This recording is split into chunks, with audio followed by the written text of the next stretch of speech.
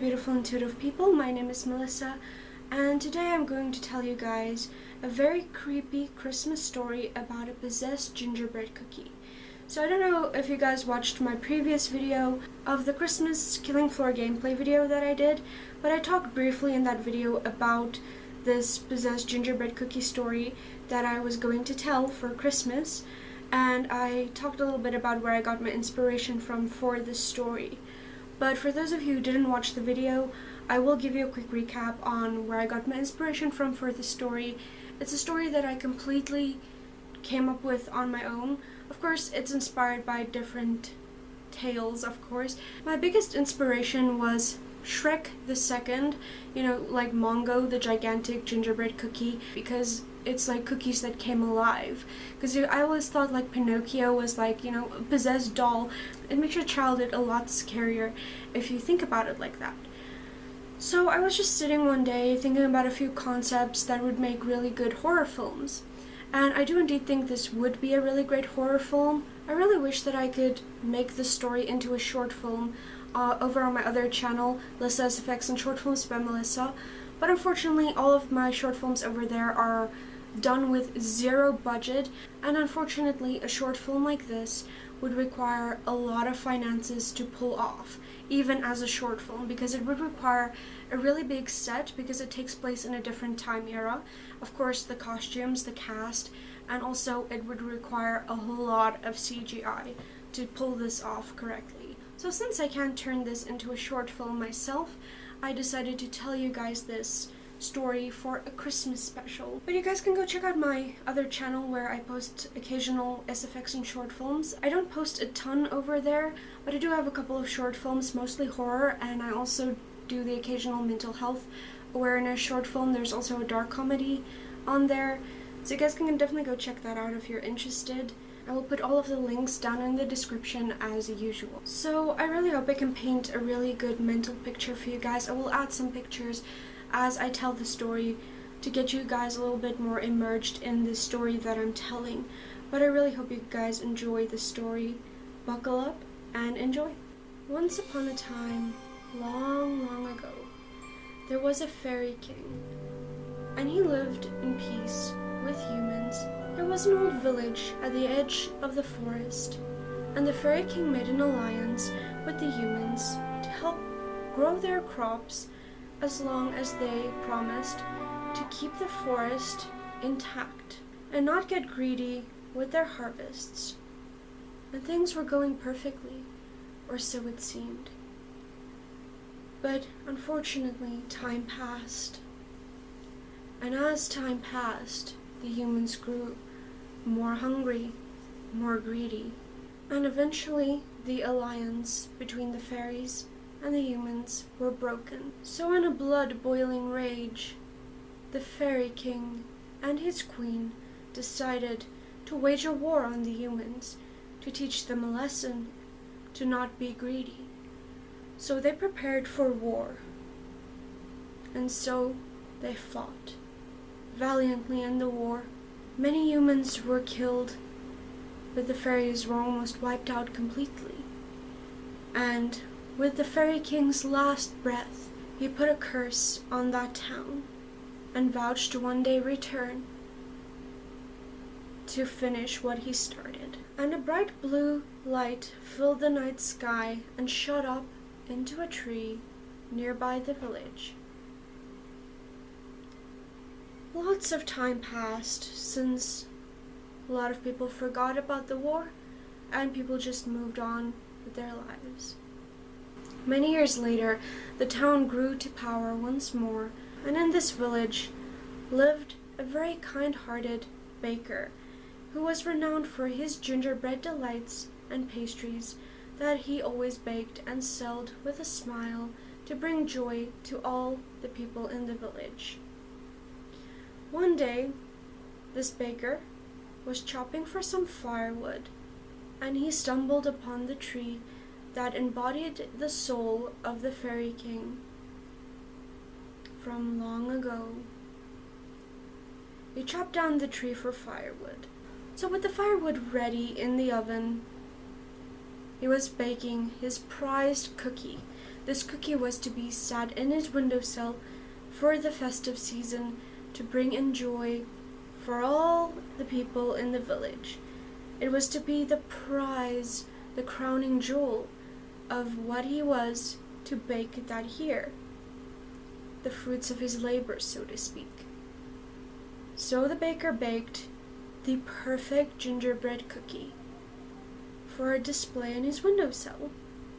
He placed the cookie in the oven, and not long after, when the cookie was almost ready to be taken out, he heard a knock on the oven door. He opened the oven door, and out jumped the little gingerbread man. Shocked was the baker, and he looked at the cookie, and the cookie looked at him. Instantaneously there was a connection and a bond, and the baker decided to adopt this gingerbread cookie as his own. Fairy King Spirit now inhabiting the gingerbread cookie since the fire released his spirit from the wood. But little did the Fairy King know, when his soul reincarnated, it reincarnated without the memories of its past life. It was as a newborn soul, just as a baby. So the kind-hearted baker looked after this little cookie. He built him a little gingerbread house to live in. He fed him, and they spent days in the kitchen baking delicious gingerbread goods. Little did the cookie know what was really happening to all of these delicious gingerbread treats. His father did have one rule, however. He was never to go outside.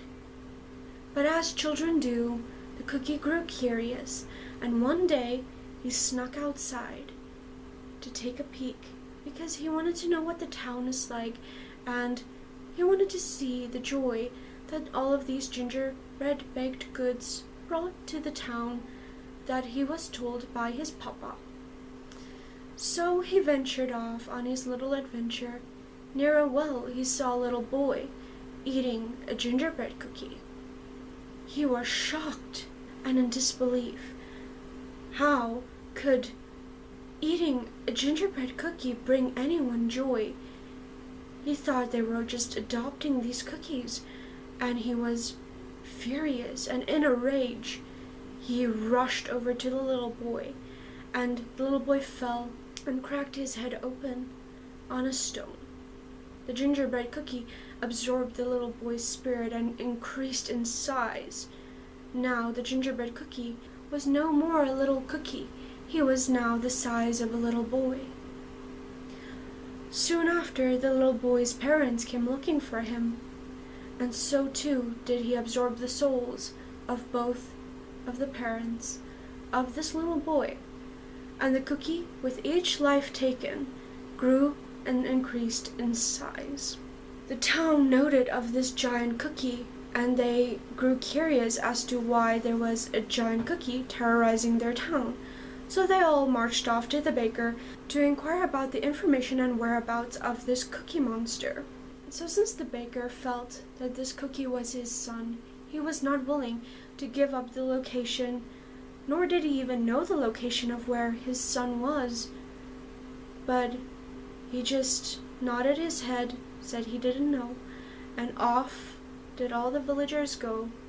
They sharpened their pitchforks and gathered their torches. And when night fell, they went after the cookie in a blood-blinding rage.